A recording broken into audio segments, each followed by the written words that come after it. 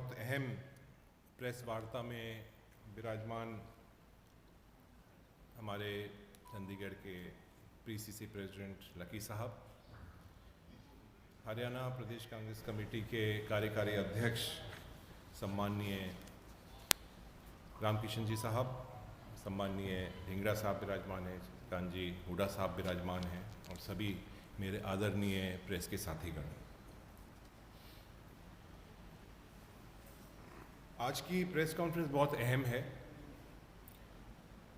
और इसलिए अहम है कि आज हमारे लोकतंत्र के ऊपर जो आक्रमण हो रहा है, हमारा जो संविधान है इसके ऊपर जो आक्रमण हो रहा है, हमारे लोकतंत्र के स्तंभ, चाहे वो कार्यपालिका हो, विधायिका हो, न्यायपालिका हो और प्रेस और मीडिया हो, इन सबों पर आक्रमण हो रहा है। जहाँ तक कार्यपालिका की बात है तो जिस तरह से अफसर, जिस तरह से जो सरकारी मशीनरी है उसका दुरुपयोग हुआ, ये आपके सामने है। विधायिका के अंदर, पार्लियामेंट के अंदर, विधानसभा के अंदर जिस तरह का मन चाहे वैसा ही बिल पास कर लेते हैं, नियम बना देते हैं। जैसे हमने देखा कि किस तरह से 3 काले कानून ये लेके आए, किसकी प्रयास किया। और मीडिया के ऊपर तो मुझे ज़्यादा कहने की ज़रूरत नहीं है, आप खुद महसूस कर रहे होंगे कि शायद इस प्रेस कॉन्फ्रेंस के बाद भी आपके पास, कुछ लोगों के पास फ़ोन आ सकते हैं। आपके ऊपर भी जो दबाव पूरे देश के अंदर, जो बड़ी बड़ी कंपनियां, बड़े बड़े जो उद्योगपति हैं जिनने मीडिया हाउसेस को खरीद रखा है, वो कंट्रोल करते हैं।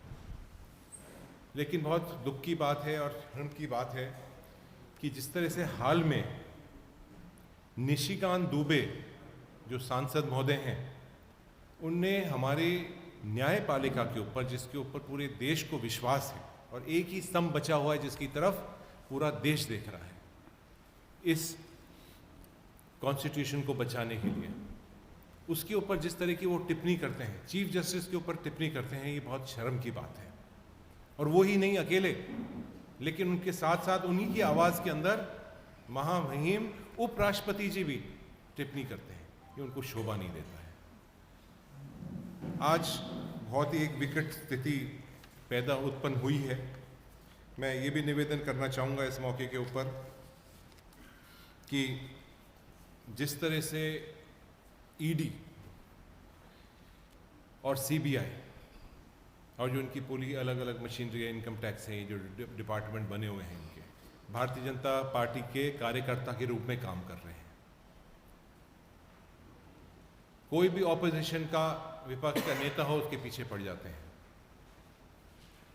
वॉशिंग मशीन चला रखी है कि विपक्ष के अंदर कोई व्यक्ति हो, उसके ऊपर आप कार्रवाई करिए, उसको बात करिए कि वो भारतीय जनता पार्टी ज्वाइन करे और फिर वो वॉशिंग मशीन में बिल्कुल साफ होके निकल के आ जाता है।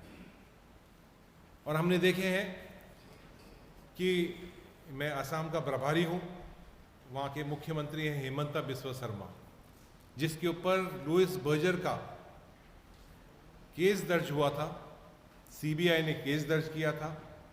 उसके लिए भारतीय जनता पार्टी ने किताब निकाली, पूरी कोई 200 पेज की किताब निकाली।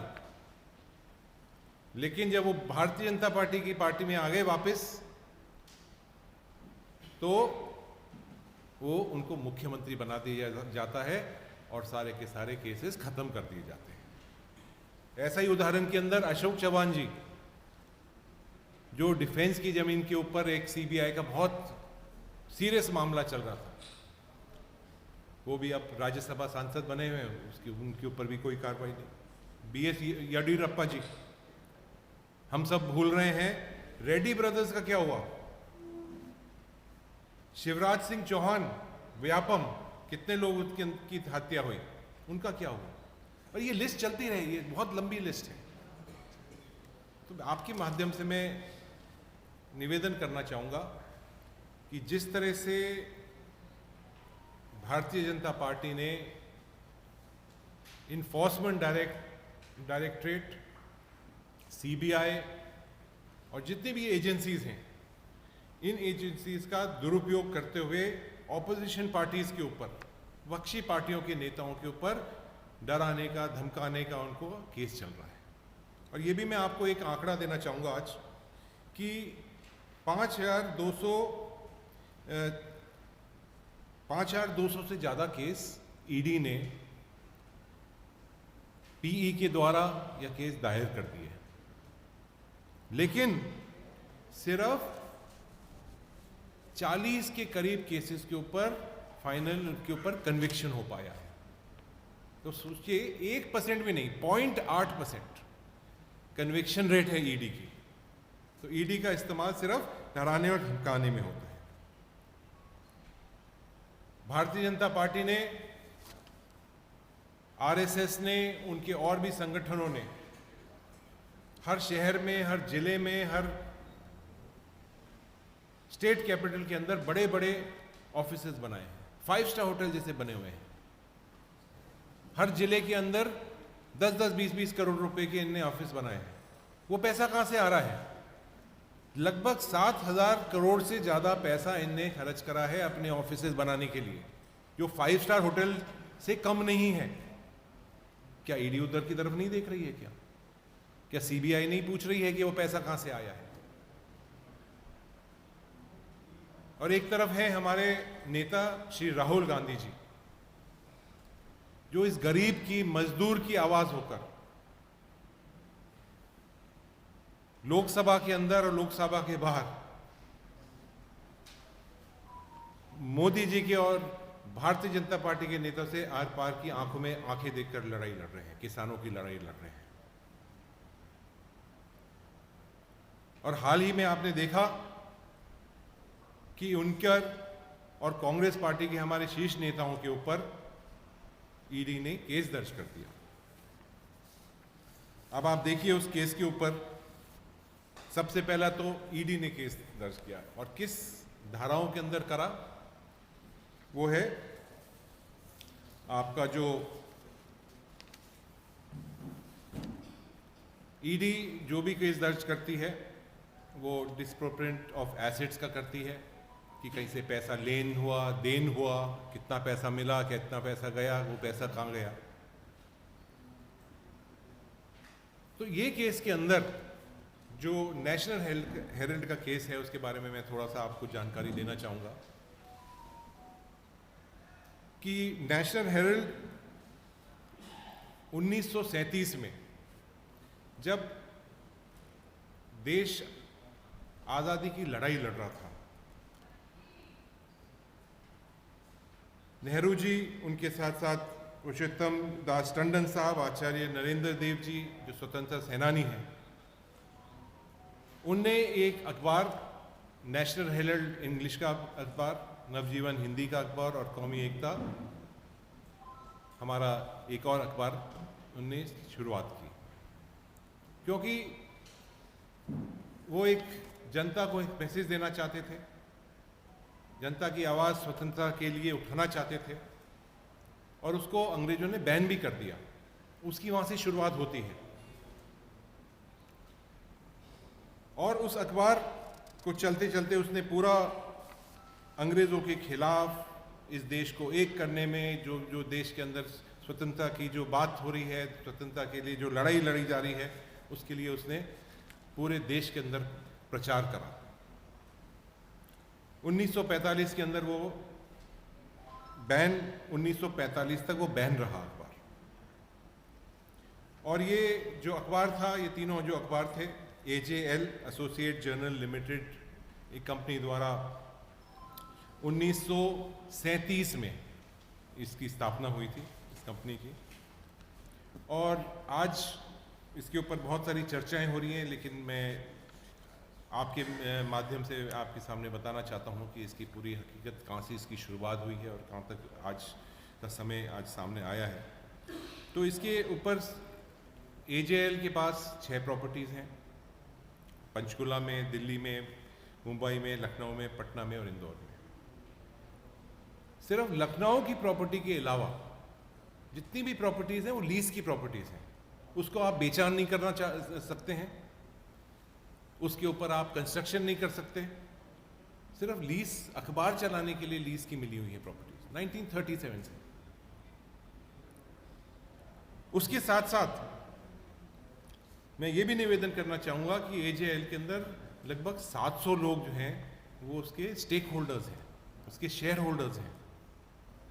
अब बात आती है कि जो एजेएल कंपनी है, उस एजेएल कंपनी के बहुत सारे मुलाजिम थे, उसके बहुत सारा स्टाफ था, अखबार चल नहीं रहा था, अखबार प्रॉफिटेबिलिटी भी नहीं था, बिजली के बिल भी बहुत लंबे समय से नहीं पेमेंट हुआ था, लोगों की सैलरी पेमेंट नहीं हुई थी, पीएफ नहीं हुआ था।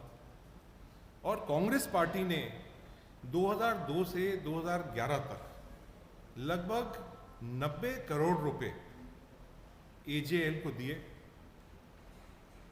और एजेएल उससे भुगतान कर पाया, अपनी सैलरीज का भुगतान कर पाया, अलग अलग जो उनके पेंडिंग बिल्स थे उसका भुगतान कर पाया।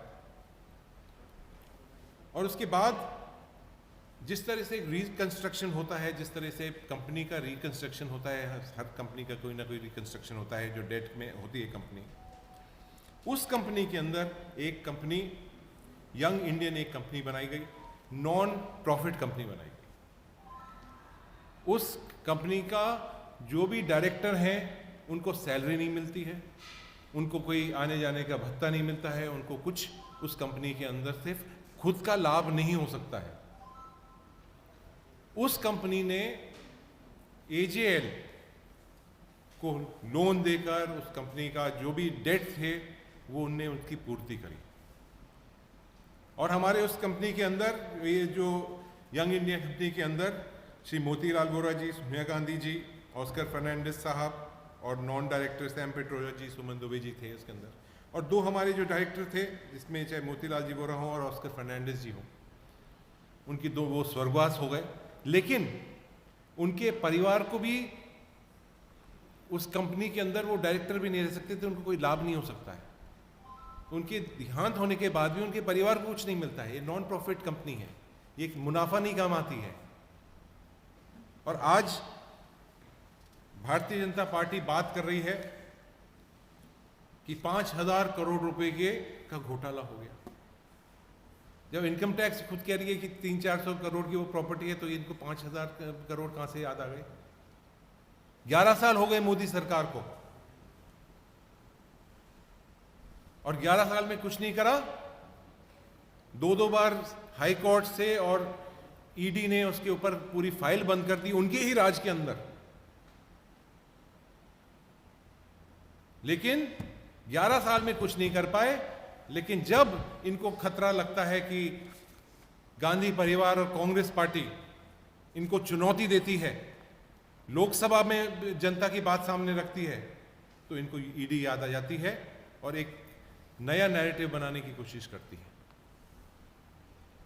तो मैं आपसे निवेदन करना चाहता हूं कि ये जो पूरी जो इनने ईडी को एक हथियार के रूप में काम ले रहे हैं, इससे कांग्रेस पार्टी और देश की जनता और मजबूत हो रही है। हम डरते नहीं हैं किसी से, ये लड़ाई लड़ेंगे और ये लड़ाई जीतेंगे क्योंकि देश की जनता हमारे साथ है। इसके साथ साथ ये भी एक हास्य का समय है कि चार्जशीट 1 साल के अंदर फाइल करनी पड़ती है और चार्जशीट इनने जब वो 1 साल पूरा होने लगा था, 1 दिन बचा हुआ था, आखिरी दिन उन्होंने करी है 365वें दिन। तो इसको पॉलिटिकल रूप से, राजनीतिक रूप से जिस तरह से इसको एक मुद्दा बनाया जा रहा है, इसका हम विरोध करते हैं। देश की जनता, देश का गरीब की लड़ाई कांग्रेस पार्टी, माननीय राहुल गांधी जी और तमाम हमारे नेता लड़ते रहेंगे। देखिए, ये सारी चीज़ रिकॉर्ड की बात है। ये रिकॉर्ड आप इंटरनेट पर जाएंगे, कंपनी का रिकॉर्ड खोलेंगे तो अपने आप वो बात सामने आ जाएगी। नंबर 1। नंबर 2, जो दूसरी कंपनी बनाई गई उसने उस कंपनी को नहीं लिया है। आप देखिए कि एजेएल जो कंपनी है 1933 में बनी थी, उसके ऊपर बहुत बड़ा एक कर्जा आ गया था क्योंकि अखबार चल नहीं रहा था उस समय पर। और वो कर्जा आने के बाद दूसरी कंपनी बनाई गई कि वो कर्जा उनको, जो वहाँ के एम्प्लॉय हैं, जो वहाँ के हमदार हैं, उनको कर्जा वापस, उनको जो पैसा है उनको हम वापस दें, इसलिए बनाई गई। इसलिए यंग इंडियन, ये मैं आपको रिकॉर्ड पर बोल रहा हूँ, यंग इंडियन AJL को कोई खरीदा नहीं है। उनका सिर्फ जो कर्जा था उस कर्जे को पूर्ति करी है उसमें, उनका कोई उसके ऊपर राइट नहीं है। और नॉन प्रॉफिट कंपनी है जिसमें कोई भी, जितने भी मेंबर हैं, 700 शेयर होल्डर्स हैं, एक को उसके अंदर कोई फायदा नहीं हो सकता है, एक वो अपने परिवार को फायदा नहीं हो सकता है, जीते जी नहीं हो सकता है, मरने के बाद नहीं हो सकता है किसी को। सभी शेयर होल्डर्स की सहमति थी, मतलब जब दूसरी कंपनी में ट्रांसफर किया या, देखिए, नंबर 1, दूसरी कंट्री में कोई ट्रांसफर नहीं हुआ है। कोई भी चीज, आज मैं रिकॉर्ड पर बोल रहा हूं कि कोई भी जो कंपनी के एसेट्स हैं, वो कोई भी एसेट, कोई भी बिल्डिंग, कोई भी जमीन किसी को ट्रांसफर नहीं हुई है। किसी का लेन देन का एक नया पैसा किसी को ना तो लिया है और ना दिया है। ये जो भी बात भारतीय जनता पार्टी के नेता कर रहे हैं, ये झूठ कर रहे हैं, भ्रमित करने के लिए कर रहे हैं। और मैं आपसे आह्वान करना चाहूँगा हमारे सभी काबिले प्रेस के साथियों से कि ये जो भी रिकॉर्ड है, ये सारा का सारा रिकॉर्ड इंटरनेट पर मिल सकता है, कंपनी के वेबसाइट पर मिल सकता है, रजिस्ट्रार और कंपनी पर मिल सकता है, उसका आप अध्ययन जरूर कर लें। प्रेस नोट भी सेल्फ एक्सप्लेनेटरी, आप देख लो।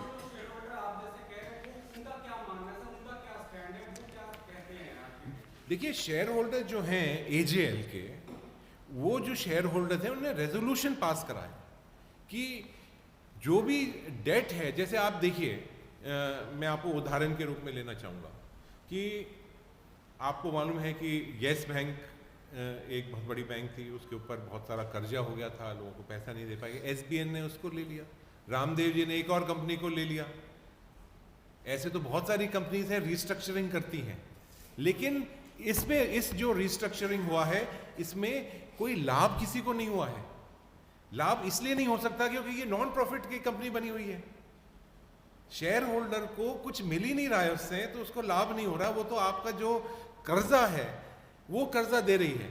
और क्यों दे रही है, ये भी मैं आपको निवेदन करना चाहूंगा कि हमारे संविधान के अंदर लिखा हुआ है कि सेक्शन 25 के अंदर कि जो हमारी आज़ादी की धरोहर है उसको हमें प्रोटेक्ट करना है, उसको हमें बचाना है। और जो नेशनल हेराल्ड है या हमारे तीनों अखबार हैं, वो इस देश के स्वतंत्रता संग्राम के अंदर उनका एक बहुत अहम हिस्सा रहा है। तो वो एक हमारी धरोहर है, इसलिए हम उसको बचा रहे हैं।